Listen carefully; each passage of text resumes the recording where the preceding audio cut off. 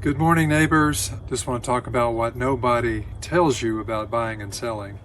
And we can start out with one topic which is of utmost importance to individual sellers or buyers, and that is negotiation. Now, negotiation is the first term that we're going to talk about, but most people think you only negotiate one time during a real estate transaction, and actually there's three times. Number one, obviously, is price and terms.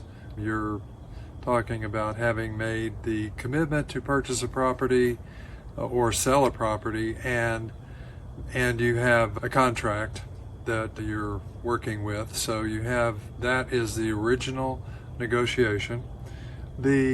Once we get involved in the transaction, if you've got a lender involved, then they're going to order an appraisal, and then the appraisal actually is the second most important part of negotiation. If the appraisal comes in good or above appraisal, everything is good for the lender or cash buyer, then that's great. But if not, then we have some questions to answer. We have some valuations to consider, and our response to that is going to be in the appraisal exception in the contract, where if we can't have a meeting of the minds, then based on the appraisal amount, whether it's above or below, then I think we would need to make some adjustments there. That's another part of negotiation. And that's where your buyer's agent comes in, your seller's agent comes in. They would actually be presenting the resolution to the appraisal problem. The third negotiation, which a lot of people forget about or don't really think about very much, is through the inspection.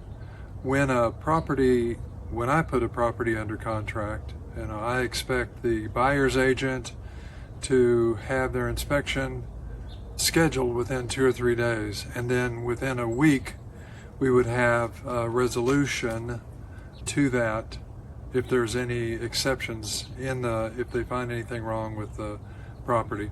And that's called an inspection resolution. So I really insist that's done as part of the initial contract acceptance, that it's done rather quickly. If I've got a buyer that I'm working with and they have earnest money involved in the transaction, which they always do, then that's as important, because we need to find out if the house is going to inspect correctly. And it also has a lot to do with underwriting of the loan. So you would probably, in this market, we'd probably have just one appraiser that would come in and then one inspector. So that being said, we've got the original price and terms negotiation, the appraisal and negotiation, and the inspection negotiation. By the time that the sellers are involved in the inspection negotiations, they're pretty tired and ready to finish up with this transaction. We just have to be really careful about what we ask for during the inspection.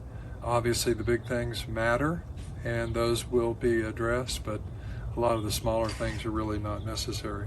Sellers are, by this time, they've put the house on the market, they've selected their realtor, they've cleaned the house and managed the showings and gone under contract, gone through the original negotiations for the price and terms, and then the appraisal. If the appraisal comes back, everything is great, but there's always that last hurdle with the inspection. So that being said, there's actually 3 different negotiations that we have to work with or go through before we can move on in the transaction.